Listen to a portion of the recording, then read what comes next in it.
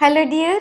जदि आपण जीवन चाहूँगी जे नाटकीय भाव नाटकीय ढंग से आपणकर परिवर्तन हो जाऊ ताले मो ए भिडियोटा आपण मानी निश्चिंत आपण जीवनटा नाटकीय भाव परिवर्तन हो पूरा आपण के विश्वास भी करें एते सुंदर भाव परिवर्तन हो लॉ ऑफ अट्रैक्शन माध्यम आकर्षण नियम अनुसार आमे आम जीवन को बहुत सुंदर कर जीवन को परिवर्तन करिपरिबा जेमिति भी परिस्थिति थाउ जेमितिका भी परिस्थिति थाउ आमे आम जीवन को परिवर्तन करिपरिबा आमे ताको कहिबानी जे आमे एमिति सेमिति आपण भाबिबेनी जे नै काठटा को मु कहबी ना सुना सुनाटा को कर देबी काठ ना सेमिति नुह आपण आपणकर भविष्यत को आपण जहाँ चिंता करूचंती आपण जदि चिंता करूचंती जे मु मो जीवन रे आगु को गले गोटे डॉक्टर हेबी आगु गले गोटे इंजीनियर हेबी आगु गले गोटे बिजनेसमैन हेबी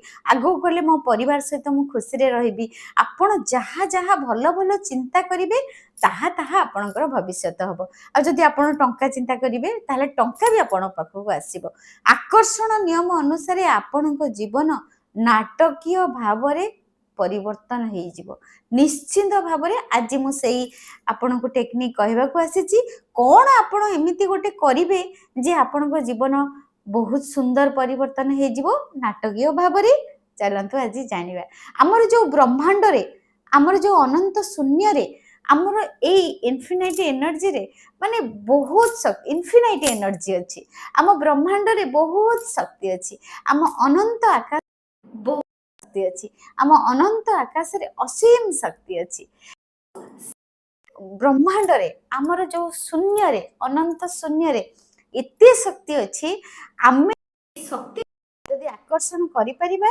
ताहले निश्चित भाव रे आमे बहुत किछि आकर्षण करि परिबा जेमिति गोटे साधारणतः मु आज कहूची आपण मानकू आमे जो फोन रे सब रेकॉर्डिंग करूचु आमे फोन रे सब कथा होउचु फोन रे सब रेकॉर्डिंग करूचु फोन रे कथा होउचु जेतेबेले फोन किए प्रथमे बाहर करथिले ना मार्च 7 1876 मार्च 7 1876 मार्च 7 1876 रे अलेक्जेंडर ग्राहम बेल तांको असिस्टेंट को प्रथमे फोन करथिले अलेक्जेंडर ग्राहम बेल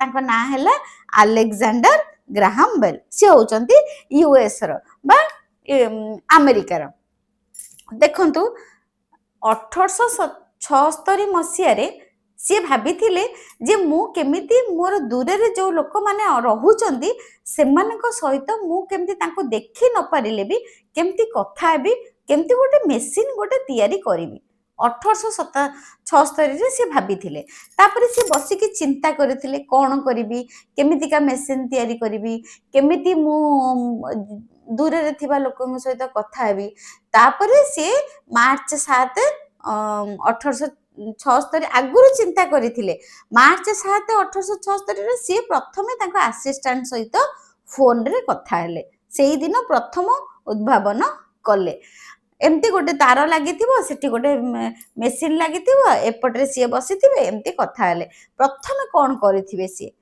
प्रथमे से भाभी थिबे तांको मुंडो रे चिंता करिथिबे जे केमती गोटे फोन केमती गोटे कौन मेसिन तैयारी करिवि आउ मु न देखिबा लोकंक सहित कथा हेबी प्रथमे से भाबिचंती तापरे से तैयारी करिचंती तामने सेही जो भाबिचंती से जदि टिकिए भाबिले से ब्रह्मांड को मेसेज देले ब्रह्मांड आमे जहा भाबू सेटा ब्रह्मांड को जाए माने आमे जहा कहू जहा भाबू ताहा सबू ए अनंत शून्य को जाए आउ ए अनंत ब्रह्मांड को जाए ए सौर मंडल को जाए ए अनंत असीम शक्ति को जाए अनंत असीम शक्ति आम ब्रह्मांड रे आम यूनिवर्स रे आमर जो शून्य रे महाआकाश रे आमर बहुत शक्ति अच्छी असीम शक्ति अच्छी अनंत शक्ति अच्छी आमे से जो शक्ति को आमे अनंत नारायण कहूचु आमे इनफिनाइटी कहूचु बा सर्वशक्तिमान महाप्रभु कहूचु आमे तांको जो नारे भी आमे डाकू किंतु सी होचंदी सर्वशक्तिर आधार सेमती अलेक्जेंडर कौन कले ना से केतले भाबिचंती जे मोडे एमती फोन तैयारी करिवि आउ ସେଥିରେ କେମିତି ଯୋଉମାନେ ମୋଠୁ ଦୂରରେ ରହୁଛନ୍ତି ତାଙ୍କ ସହିତ କଥା ହେବି। ସେ ଭାବିକି ସେ ମେସେଜଟା ବ୍ରହ୍ମାଣ୍ଡକୁ ପଠେଇଲେ। ଆଜି ଦେଖନ୍ତୁ ସିଏ ଯୋଉ ଭାବିଛନ୍ତି, ସେ ଯୋଉ ମେସେଜଟା ଛାଡ଼ିଛନ୍ତି, ସେଟା କେତେ ମଲ୍ଟିପୁଲ ହେଇକି ଏବେ ଆମ ପାଖକୁ ଆସିଲା। ଆଗ ଆସିଲା ଟେଲିଫୋନ, ତାପରେ ଆସିଲା ୱାରଲେସ୍, ତାପରେ ଆସିଲା ଏ ଯୋଉ କ'ଣ ଟିପା ଫୋନ, ତାପରେ ଆସିଲା ସ୍ମାର୍ଟ ଫୋନ, ତାପରେ ଏବେ ଆସିଲା ଟଚ୍ ସ୍କ୍ରିନ୍, ତାପରେ 4G, ତାପରେ 5G, ମାନେ ତାପରେ ଲ୍ୟାପଟପ୍, ମାନେ କେତେ କ'ଣ, ମାନେ ସେଇ ଜିନିଷରେ ଏବେ କେତେ କ'ଣ ମାନେ ବାହାରି ଗଲାଣି। ପ୍ରଥମେ କିନ୍ତୁ ଗୋଟେ ଲୋକ ବସିକି ଭାବିକି ବ୍ରହ୍ମାଣ୍ଡକୁ ମେସେଜ ପଠେଇଥିଲେ। ବ୍ରହ୍ମାଣ୍ଡକୁ ମେସେଜ ପଠେଇଥିବାରୁ ଆଜି ଆମେ ବସିକି ଫୋନରେ ସବୁ କରିପାରୁଛୁ। ଆମେ ଦୂର ଆମର ଲୋକଙ୍କ ସହିତ ଆମେ କଥା ହେଇପାରୁଛୁ। ଖାଲି କଥା ହେଇପାରୁନୁ, ଦେଖିପାରୁଛୁ।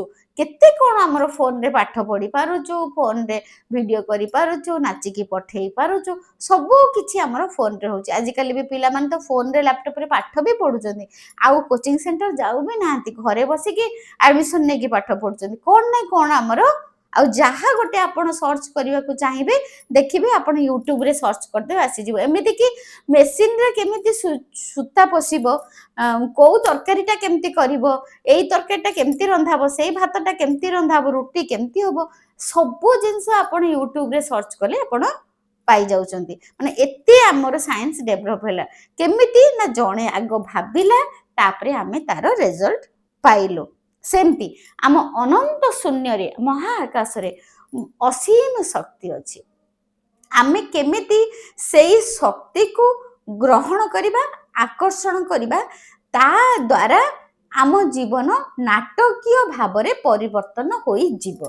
କେମିତି ଆମେ ଆକର୍ଷଣ କରିବା ନା, ପ୍ରଥମେ ଆପଣ ବିଶ୍ୱାସ କରନ୍ତୁ ଯେ ଅନନ୍ତ ଶୂନ୍ୟରେ ବହୁତ ଶକ୍ତି ଅଛି, ବହୁତ ଇନଫିନାଇଟ୍ ଏନର୍ଜି, ଯୋଉଟାକୁ କସ୍ମିକ୍ ଏନର୍ଜି କହୁଛନ୍ତି ସାଇଣ୍ଟିଷ୍ଟ ମାନେ। ସେମିତି ଆପଣ କ'ଣ କରିବେ, ପ୍ରତ୍ୟେକ ଦିନ ହଉ କିମ୍ବା ସପ୍ତାହରେ ଥରେ ହଉ କିଛି ସମୟ ଆପଣ ବାହାରକୁ ଯିବେ, ଯୋଉଠି ଗଛ ଲତା, ପାଣି ପବନ, ପ୍ରକୃତି, ଖାଲି ମାଟି। ଆମେ ସହରରେ ରହିକି ଖାଲି କଂକ୍ରିଟ, ସବୁଆଡେ କଂକ୍ରିଟ, ରାସ୍ତା ଘାଟ, ଘର, ଛାତ, ସବୁଆଡେ କଂକ୍ରିଟ। ଆମେ ଟିକେ ଘାସ, ମାଟି, ପାଣି, ପବନ, ଗଛ, ନଈ, ପୋଖରୀ ଆମେ ତାକୁ ଦେଖିପାରୁନୁ।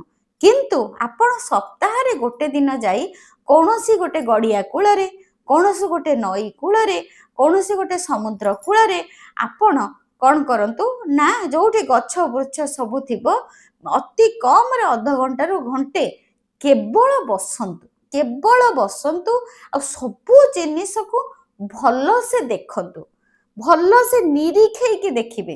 ଗୋଟେ ଗଛକୁ ଭଲସେ ଦେଖିବେ, ପାଣି ଯଦି ନଦୀ କୂଳରେ ବସିଛନ୍ତି ନଈକୁ ଭଲସେ ଦେଖିବେ, ସମୁଦ୍ର କୂଳରେ ବସିଛନ୍ତି ସମୁଦ୍ରକୁ ଭଲସେ ଦେଖିବେ, ଗୋଟେ ଫୁଲଟାକୁ ଦେଖିବେ ଯଦି ଫୁଲଟାକୁ ଭଲସେ ଦେଖିବେ। ପରେ ନିରୀକ୍ଷେଇକି ସବୁ ଜିନିଷକୁ ଭଲସେ ଦେଖିବା ଆରମ୍ଭ କରନ୍ତୁ। ତା ଦ୍ୱାରା କ'ଣ ହବ, ଆମର ଗୋଟେ ସେଇଟା ମେଡିଟେସନ ବା ସେଇଟା ଗୋଟେ ଧ୍ୟାନ। ଯଦି ଗୋଟେ କୌଣସି ଜିନିଷକୁ, ମାନେ ପ୍ରକୃତିକୁ, ଆମ ପାଣି, ଗଛ, ପତ୍ର, ଫୁଲ ସବୁକୁ ଆମେ ଯଦି ଭଲସେ ନିରୀକ୍ଷିକି ଦେଖିବା, ତାହେଲେ କ'ଣ ହବ ନା ଆମେ ପଞ୍ଚତତ୍ତ୍ୱ ସହିତ କନେକ୍ଟ ହବା, ବ୍ରହ୍ମାଣ୍ଡର ଏହି ଯୋଉ ତତ୍ତ୍ୱ ସହିତ କନେକ୍ଟ ହବା। ଆମେ କନେକ୍ଟ ହେଲା ପରେ ବ୍ରହ୍ମାଣ୍ଡର ଉର୍ଜା ତ ସବୁ ଏଇଠି ଅଛି। ଆମେ ତାଙ୍କ ସହିତ କନେକ୍ଟ ହେଲେ, ଖୋଲା ଆକାଶ ତଳେ ବସିଲେ ଆମେ ବି ଅନନ୍ତର ଶୂନ୍ୟର ଏନର୍ଜିକୁ ଆସିଲେ। ତାପରେ କ'ଣ କରିବେ, ଏଇଟା ଗୋଟେ ସପ୍ତାହରେ ଗୋଟେ ଦିନ କରିବେ। ଆଉ ଗୋଟେ ସବୁଠୁ ଭେରି ଇମ୍ପୋର୍ଟାଣ୍ଟ ହେଲା, ଆପଣ କ'ଣ କରିବେ ନା, ପ୍ରତ୍ୟେକ ଦିନ ସକାଳ 9ଟା ଭିତରେ, ପ୍ରତ୍ୟେକ ଦିନ ସକାଳ 8ଟା ଭିତରେ ଯେତେବେଳେ ସୂର୍ଯ୍ୟ ନୂଆ କି ଉଠୁଛନ୍ତି, ଉଦୟ ହଉଛନ୍ତି, ଯେତେବେଳେ ସୂର୍ଯ୍ୟ ନୂଆ କି ଉଦୟ ହଉଛନ୍ତି, ସେଇ ସମୟରେ 8ଟା ଭିତରେ ଆପଣ ଅନନ୍ତ ଆକାଶକୁ, ଇନଫିନାଇଟ୍ ଏନର୍ଜିକୁ ବା ମହାଶୂନ୍ୟକୁ ଆପଣ କ'ଣ କରିବେ ନା, ଖାଲି ଆପଣ ହାତ ଯୋଡ଼ିକି ନମସ୍କାର କରିବେ। ପ୍ରଭୁ, ମୋତେ ଏତେ ସୁନ୍ଦର ଜୀବନ ଦେଇଥିବାରୁ ମତେ ଧରିକି ରଖିଥିବାରୁ ଆମକୁ ସବୁ ଜିନିଷ ଭଗବାନ ଧରିକି ରଖିଛନ୍ତି। ଆମର ଯୋଉ ଇନଫିନାଇଟ୍ ଏନର୍ଜି ଆମକୁ ଧରିକି ରଖିଛନ୍ତି। ନହେଲେ ତ ଆମେ ସମସ୍ତେ ଶୂନ୍ୟରେ ଖାଲି ବୁଲୁଛୁ, ଶୂନ୍ୟରେ ସବୁ ଖାଲି ବୁଲୁଛୁ, ଦେଖୁଛନ୍ତି ନା ଆମେ ଶୂନ୍ୟରେ ବୁଲୁଛୁ। ଆମେ ଯୋଉ ସୌରମଣ୍ଡଳକୁ ଆପଣ ଟିଭିରେ ସର୍ଚ୍ଚ କରିକି ଦେଖିବେ, ସୌରମଣ୍ଡଳକୁ, ପୁରା ସୌରମଣ୍ଡଳଟା ହଉଛି ଖାଲି ଶୂନ୍ୟ ଜାଗା। ପୁରା ସୌରମଣ୍ଡଳ ଶୂନ୍ୟ ଜାଗାରେ କଣ ହଉଛି? ପୃଥିବୀ ବୁଲୁଛି, ସୂର୍ଯ୍ୟ ବୁଲୁଛି, ଚନ୍ଦ୍ର ବୁଲୁଛନ୍ତି, ନବଗ୍ରହ ବୁଲୁଛନ୍ତି, ସବୁ ଖାଲି ଶୂନ୍ୟରେ ବୁଲୁଛନ୍ତି। ସମସ୍ତେ ତ ଶୂନ୍ୟରେ ବୁଲୁଛନ୍ତି। ଆଉ ନଦୀ ସମୁଦ୍ର କାହିଁ ପଡି ଯାଉନାହାନ୍ତି? କାହିଁକି ସିଏ କାହିଁକି ନଦୀ ସମୁଦ୍ର ସବୁ ଭଲ ଭଲ ଠିକ ଠିକ ବାଲାନ୍ସ କରିକି ରହିଛନ୍ତି। ଆଉ ଯଦି ସମସ୍ତେ ଶୂନ୍ୟରେ ବୁଲୁଛନ୍ତି, ଆମେ ବି ସେଇ ପୃଥିବୀ ସହିତ ଶୂନ୍ୟରେ ବୁଲୁଛୁ, ଆମେ ତାହେଲେ ଗଳି ପଡୁନୁ କାହିଁକି? ପୁଣି ପୃଥିବୀରେ ରହିଛୁ କାହିଁକି? କାହିଁକି ରହିଛୁ? କାହିଁକି ନା ଯୋଉ ଅନନ୍ତ ଶକ୍ତି, ବ୍ରହ୍ମାଣ୍ଡର